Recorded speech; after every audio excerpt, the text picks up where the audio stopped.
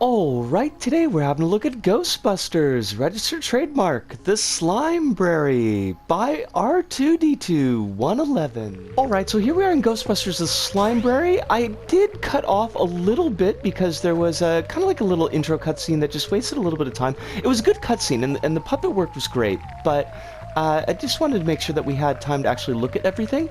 Well, okay, but... Can I get up there? Oh! Ooh! Spooky ghosts! Oh, fudge! It's like I saw that happening, and then I just sat there and let it happen. Okay, so you zap things with the R1, you trap things with the L1, and that should be doable. It looks like I'm terrible at jumping. I don't know what's going on.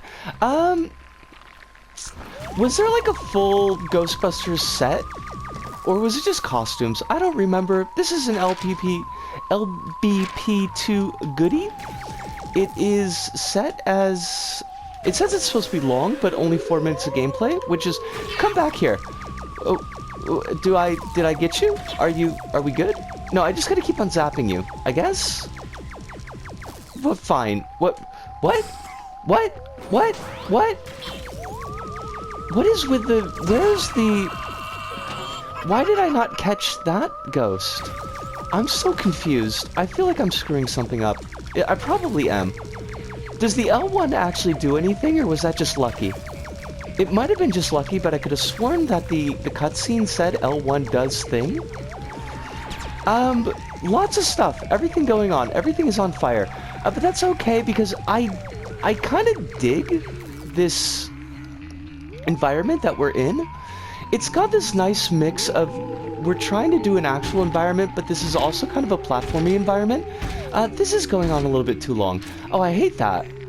This is like, it's Mega Man blocks. There's a special name for them, and I don't remember what it is. But this is gonna be a whole thing. Oh, fudge! Fudge! No! What? What? Maybe could we put the the checkpoint here, just to save me a little bit of time, because time is of the essence. 3 minutes is counting down. Now, is it gonna go back in the wall? Do I have to just get up on that? Oh, come! I'm zapping you. Also, maybe L1 doesn't do anything.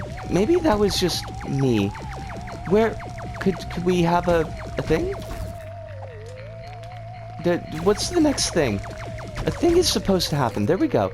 I'm having issues with like trigger zones, I feel like. The radii. Oh, fudge! No, darn it!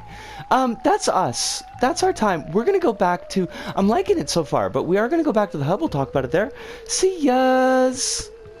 And we're back! And Ghostbusters The Slime-brary by R2D2 111, and I'd say it's a fairly fun yellow square. It's really kind of ambitious in ways that I happen to enjoy, but I do feel a little bit like the ambition was perhaps a little bit greater than what the creator could actually put into effect. But to focus on the positive points first, and right off the gate, you've got some really nice puppetry and animation in the level.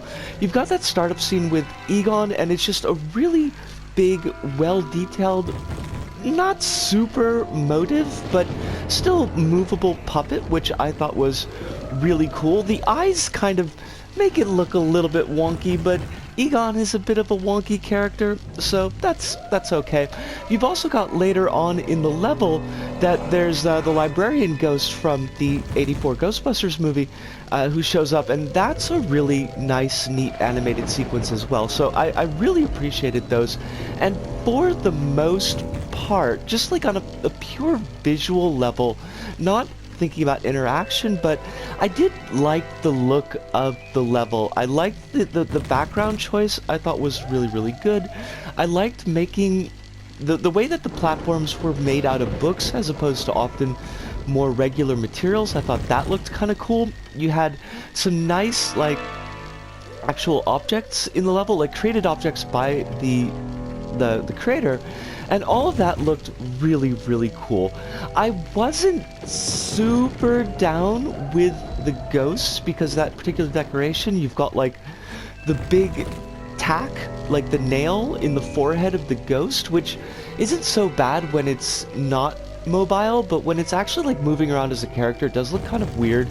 I do wish a little bit that some of that, you know, skill with making characters and creatures like that we see with the puppets, that had been put on display a little bit more with the kind of enemies that we encountered. I think that would have been kind of nice. I did appreciate as well that it's not like super branded. You've got definitely stuff in there that's Ghostbusters. There's like the Ghostbusters symbol shows up sometimes. You got the Stay Puft Marshmallow Man is in there. The effect for the power-up itself is definitely like the proton pack effect, but it's not like screaming Ghostbusters. It's not like super aping Ghostbusters. It does feel like its own thing that's just using these as accent points, and that was really cool because sometimes like too much branding in a level, making levels look too much of the thing that they're aping, it doesn't always translate really well because of the differences in look between LBP and then what the original property is. So I think that was well handled here. So there are like really positive points in the level. I appreciated the fact that the power-up is utilized consistently and in different ways throughout the level. You're using it to kill enemies, you're using it to interact with the environment, sometimes you're using it to pop bubbles. That was a little bit weird where like it seemed like some bubbles you could pop, the score bubbles you could pop with a power-up, and some of them you couldn't. It wasn't, that part wasn't always consistent, but the fact that power-up is in there in the level, it's not just like a one and done, it's not just tossed in, the level is made around that power-up, and I always appreciate that. So that stuff, all of that was really cool. It falls down a little bit, I feel, in some aspects of the presentation and some aspects of the gameplay. Now, I mentioned earlier, like, I like the look of it in a purely visual sense, but it does kind of make it a little bit difficult to parse for gameplay, like actually interacting with the environment. When is the slime going to be something that you can actually shoot with the proton pack to get the effect, and when is it just there for decoration? When are these books here because they're platforms that I need to interact with, and when are they just kind of background elements that are filling things in? And that isn't always clear in the level. And then as a way to kind of compensate for that, it feels like the creator does a lot of non-diegetic signposting in the level. Now, what I mean when I say non-diegetic signposting is that they're indicating things to the player in ways that would not be present in the actual environment itself, like if we were in this environment. So you've got like sticker paneling with R1 on it, you know, grab here. You've got a big sticker paneling that says run when you've got the race that starts up, and it looks really out of place for an environment that seems like it's wanting to go, if not for a realistic environment, at least kind of a cohesive environment that wouldn't naturally include those elements. And I wish that the creator had found maybe a better way to do signposting and letting the player know, you know, what's supposed to be interacted with. I think that would have looked a lot better. Speaking of interactions, and I kind of mentioned with the score bubbles as well, that it's not like always clear or consistent where the trigger zone is for the power-up's effect. We noticed that in the video when we're riding that book up, and you're supposed to be shooting the ghost so that the ghost will pull the book up, but it's like there's a very precise spot on that ghost that, you know, makes it raise the book, and it's really easy to get off that spot, and it's really hard to figure out like where that spot is in particular.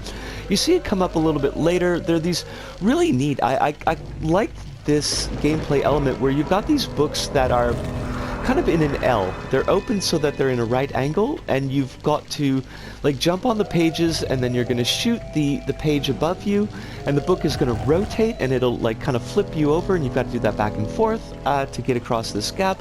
Like, I thought that part was really kind of neat. It was really kind of cool, but like, again, precisely, it's kind of marked here with a sticker, but even then it's easy to kind of get off of whatever it is that's being triggered by your proton pack. And so that did make the gameplay, I found, to be a little bit more awkward. Now, we ran into that, I think it's called like a user block puzzle, where you've got the blocks that are coming out of the wall, and they're on a timer, and then you've got to jump across. Now, that was actually a lot more forgiving than I thought it was going to be, and I really liked that whole object of the card catalog. I thought that was well done. There was some neat little animations going on in there, so that was cool. You've got a race in the level, and I liked the race. I like the fact that you've got the environment is collapsing behind you, so it's really giving you momentum to move forward. I really, really appreciated that. You know, a lot of times races just feel like they're kind of there, and there's not like a lot of impetus to the race, and here there's definitely like, you gotta run, and I thought that was neat. I do feel like the race could have been maybe just a little bit longer. It does feel like it wraps up a little bit quickly, but I thought it was well handled, and it, you know, putting it where it was and how they set it up was pretty cool. Now, one kind of small point, the level does tell us on the select page that it's going to be long, which was nice. I really appreciate it when creators kind of let players know what kind of time investment that they're looking at here. But now the time investment that is stated specifically in the description is 4 minutes long, and I found that even when I knew what I was doing and I was like playing the level fairly smoothly, it came out to about 8 minutes fairly consistently. So I don't know if there is a way to really speed run this level, or if the creator was just guessing and underselling it pretty heavily, but not 4 minutes. I would say, like, if you're really banging it off, maybe 6, but I was doing fairly well, and like I said, consistently getting about 8 minutes to my runs. So yeah, that's not the chonkiest level that we've played, certainly not the chonkiest level in the community, but it is kind of chonky, so kind of keep that in mind when you're going in if you're a little bit pressed for time. But you know what, I did enjoy this level. Like I said, kind of branded levels that are really heavily based on IP, they can be really, really hit and missy. It's really easy for them to just not work, but this one does for the most part. I had a really good time with it. I'm glad whoever brought it up on Reddit did, because as I might have mentioned in the video, I was really searching for what were we going to do this week. But that does bring us to the end. So thank you very much, R2D2111. Had a great time with this little bit of LBP2 goodness, and from me, Risco, here in Tokyo, to all of you out there, wherever you may happen to be, thank you, arigato, sayonara, see you, and ciao.